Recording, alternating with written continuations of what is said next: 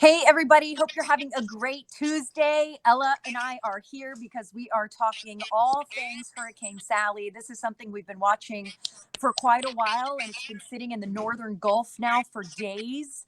And all day today, this storm has not moved. Right now, it is over the northern Gulf of Mexico, about 85 miles south of Mobile, Alabama.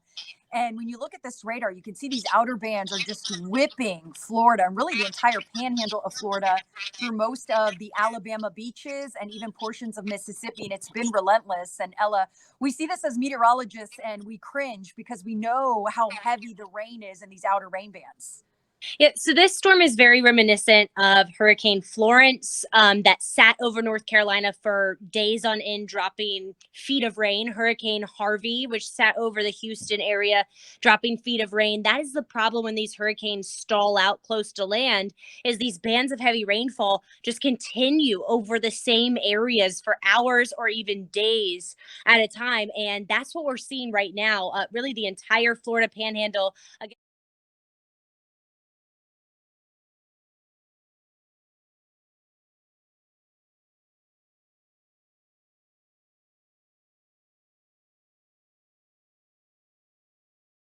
Morning. Which is crazy because you look at these images, you see it so close to shore, and you're expecting it to make landfall any minute, and it's not going to make landfall any minute. Mm-hmm. And this hurricane, and hurricanes are hard to forecast for different reasons. Sometimes the intensity is hard to forecast. Sometimes the path is hard to forecast. With this particular hurricane, when they're very slow moving like this is really one of the hardest things to forecast because it's hard to forecast something that's not moving. So with this storm, it's been sitting at 2 miles an hour all day today. So the models have had a really hard time forecasting exactly when it's going to finally make landfall and move over North Georgia. And there's been a lot of discrepancies. Usually when the hurricane is this close to making landfall, this close to our area, the models are pretty spot on, but there's been a lot of inconsistency. But the good news is, as Ella and I have been really tracking this for days, things are starting to come together a little better, and we're starting to see more consistency. And now things are coming to better agreement that this is going to be a problem for us on Thursday. We'll start to see rain Wednesday, but this is going to be a problem for us on Thursday. And models predicting 4 to 6 inches of rain. And that's going to cause a lot of damage because when you get 4 to 6 inches of rain in such a short period of time, even though it's been dry lately, which is great, it doesn't matter how dry the soil is. It can't absorb that much rain in such a short period of time. Yeah, and we're thinking that the impacts here will start really Thursday morning and last through Friday morning. That's when it will be the worst. Tomorrow, we're going to see the rain slowly pick up through the evening, becoming pretty constant by tomorrow night. But the very heavy tropical downpours will move into metro Atlanta through the day Thursday, pretty much all day Thursday. You can plan on those tropical downpours. You can plan on flash flooding potential and some windy conditions. And when you have the winds, which are actually going to start being pretty gusty tomorrow with all of the rain, we could also see down trees and possible power outages. The wind will not be as big of a factor here, but it's really the flood threat that we are the most concerned about. So if you're at home and you're trying to figure out, okay, when can I get my errands done? When can I do everything I need to do before this rolls in? You have tonight and really through the day tomorrow. But by tomorrow at this time, so tomorrow, 6, 7 p.m., you'll want to be off the roadways and planning to kind of hunker down until this moves out later in the day on Friday.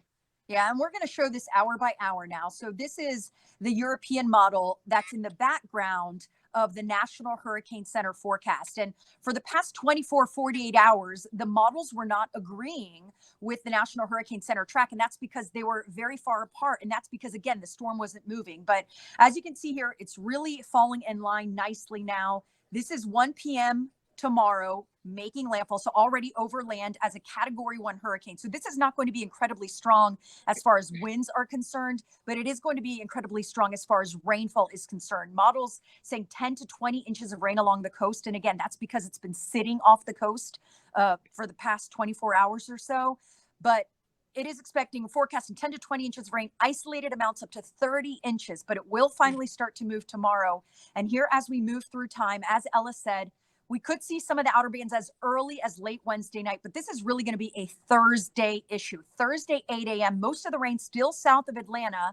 And again, give or take a couple of hours. So take this for what it's worth. It could be 5 hours earlier or later, but for the most part, 8 a.m. Thursday, that rain starts to move in with the heaviest rain expected Thursday evening. And we're talking about blinding rain. Luckily, winds won't be a big issue. We're looking at wind gusts 20, 25 miles an hour, possibly 30 miles an hour. But blinding rain is going to be the issue because this is a tropical system and you've got that really, really high moisture content. So 9 o'clock, and then finally this starts to move out on Friday morning. But there, even with this forecast, Ella, we're still seeing a lot of uncertainty as to the exact timing of when this will push out. Yeah, pretty much, I would say from midday tomorrow to midday Friday, you should not make, outdoor plans. It does look like the weekend will be much better, but the rain, like Jen said, with a small shift in the track or a small slowdown or speed up could come earlier or later. So to give yourself a little buffer, midday tomorrow through midday Friday is when we'll see the biggest impacts with, again, the greatest, heaviest downpours being Thursday night. And Jennifer, you and I have been talking about this for days. Just the real threat here is very high for flash flooding. Most of the models are in high agreement that Metro Atlanta and areas south could see tons of rain. This is what we're talking about. See those areas in purple? That's from all of Metro Atlanta, really, and down through central Georgia. That is 6+ inches of rain. And again, that's going to come in a very small 36-hour window. And when we see that much rain that quickly, like Jen said, even though it's been dry, streams can't handle that. Lakes can't handle that. Rivers can't handle that. So we will see some of these small